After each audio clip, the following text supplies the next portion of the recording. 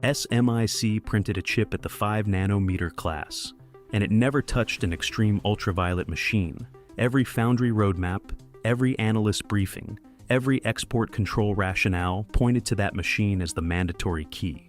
SMIC didn't have it. The chip came out anyway.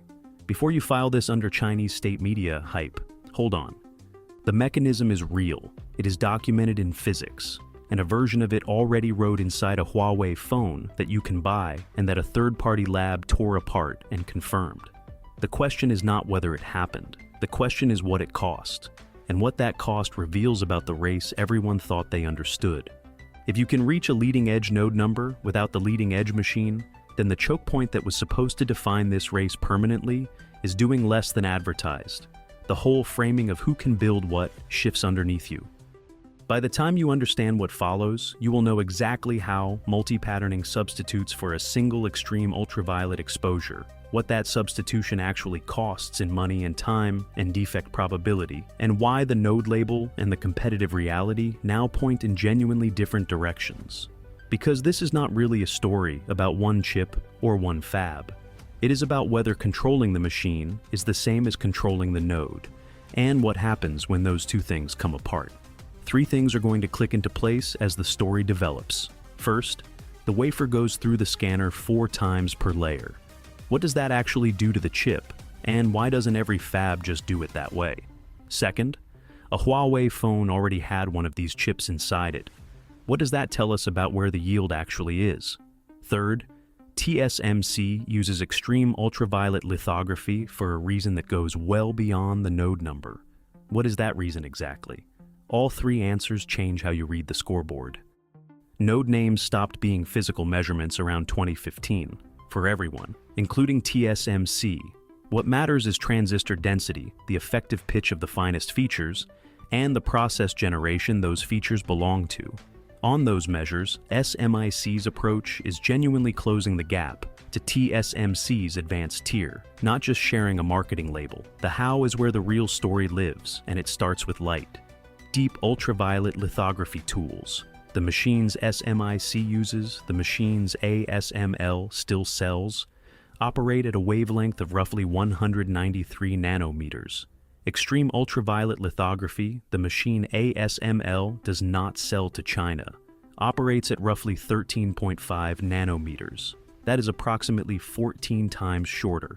Shorter wavelength means finer resolution in a single exposure.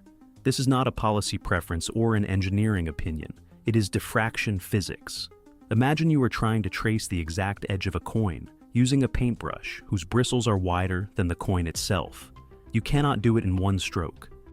But if you make several overlapping strokes from slightly different angles, each one shifted by a precise amount, the edges begin to interleave and a finer outline emerges from the overlap. That is multi-patterning. No single stroke draws the feature. The feature is the product of all of them together. Each pass is one brush stroke. The fine geometry comes from their intersection, not from any individual exposure. Why not just use a smaller brush? That is exactly what extreme ultraviolet lithography is. A brush with a tip 14 times finer. SMIC does not have that brush, so it uses the wider one, very carefully, very many times. The technique for doing this at leading-edge scale is called self-aligned quadruple patterning, 4 exposures per critical layer, and a further extension called self-aligned octet patterning, which runs 8. Here is what 4 passes actually means in practice. Each critical layer of a chip goes through a lithography exposure, then an etch step, then another exposure, then another etch. Repeated until 4 distinct mask operations have printed their overlapping patterns onto the silicon. 8 passes doubles that. Each mask for an advanced node costs roughly $1 to $5 million by industry estimates. A leading-edge chip has many critical layers. Multiply 4 or 8 mask operations across every one of those layers and the cost compounds dramatically before a single chip has been tested. This is not unprecedented. TSMC and other leading fabs use triple patterning at 10 nanometer and early 7 nanometer nodes before extreme ultraviolet tools became available. The industry climbed this same staircase before. It just chose to stop climbing it once a faster elevator arrived. SMIC is climbing because the elevator is export controlled. The performance of the technique at the level SMIC is pushing it is a genuine engineering achievement. SAQP can produce an effective pitch 1/4 of what a single deep ultraviolet exposure could resolve. That is enough in principle to reach 5-nanometer class feature densities. The physics does not prohibit it. But here is where the story escalates into something larger than a node label. Every additional patterning pass is another opportunity for a particle to land on the wafer, another chance for a microscopic misalignment between layers, another moment for etch chemistry to vary slightly from one region to the next. These errors accumulate. Each one that falls on a transistor or an interconnect produces a chip that fails testing. The ratio of chips that pass to chips that could have been on that wafer is called yield. And yield is where the economics of this whole workaround either survive or collapse. Think of it like printing a high-resolution image on a printer that can only handle 300 dots per inch. You run the page through 4 times, each pass offset by a precise fraction. The output looks like 1200 dots per inch. It works. But it takes 4 times as long, consumes 4 times the consumables, and any misalignment in any single pass produces a page you throw away. The resolution is real. The cost of getting there is also real. TSMC's extreme ultraviolet process collapses multiple deep ultraviolet steps into fewer exposures per layer. Fewer steps means fewer masks, a shorter cycle time per wafer, and fewer accumulated error opportunities per layer. The yield advantage this creates is not simply a function of having a better machine. It is a function of having fewer chances for physics to go wrong on every wafer, on every layer, across millions of wafers per year. TSMC's capacity at 5-nanometer and 3-nanometer nodes is in the millions of wafers per year. Analysts estimate SMIC's advanced node capacity at a small fraction of that. Not a small fraction in the sense of a percentage point or two, but a fraction meaningful enough that no single SMIC customer can yet rely on it for the volume that a leading global chip program requires. TSMC's economic ceiling keeps moving not primarily because it can reach node numbers SMIC cannot reach, but because it can reach them at a cost and volume SMIC cannot yet match. This is the moment the race splits into 2 different clocks. The scoreboard shows one number. The timing system shows 2 very different splits. SMIC raised its floor to 5-nanometer class without the machine. TSMC keeps moving the economic ceiling. Those are not the same achievement, even when they produce chips carrying the same node label. Now for the honest calibration, because this is where the record matters most. In 2023, the teardown firm TechInsights opened a Huawei Mate 60 Pro and confirmed that the Kirin 9000S processor inside was manufactured at SMIC on the N+2 node, a 7-nanometer class process, using deep ultraviolet multi-patterning, no extreme ultraviolet machine, independently verified, not a company claim, not a government announcement. A physical chip, measured, cross-sectioned, confirmed. The Mate 60 Pro also launched with widely reported supply constraints. You could not simply walk into a store and buy one at scale. That detail matters. It suggests SMIC's yield at N+2 was commercially viable, real enough to build and sell a flagship phone, but not in massive surplus. Enough to demonstrate the capability, not enough to flood a market. That phone is the best calibration point the public record has. It tells you SMIC can produce 7-nanometer class chips on deep ultraviolet multi-patterning at a volume sufficient for a commercial product launch. It does not tell you SMIC is doing the same at 5-nanometer class, because as of the point where the confirmed record ends, no independent teardown of a named 5-nanometer class product from SMIC has been published. The 5-nanometer class capability is reported. Industry analysts and Chinese industry press describe SMIC pursuing or demonstrating it via SAQP and SAOP. The mechanism is physically credible. There is no law of nature preventing the technique from reaching that density. Whether SMIC has produced it in a wafer that can be torn down and confirmed at yields that make commercial volume feasible is what the record does not yet show. The Huawei phone is the payoff to the second loop. It tells us the floor is confirmed at 7 nanometer, which is the honest basis from which to infer where 5 nanometer stands.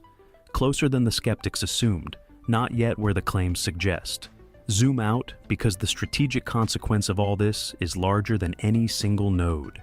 The extreme ultraviolet export block was designed with a specific logic.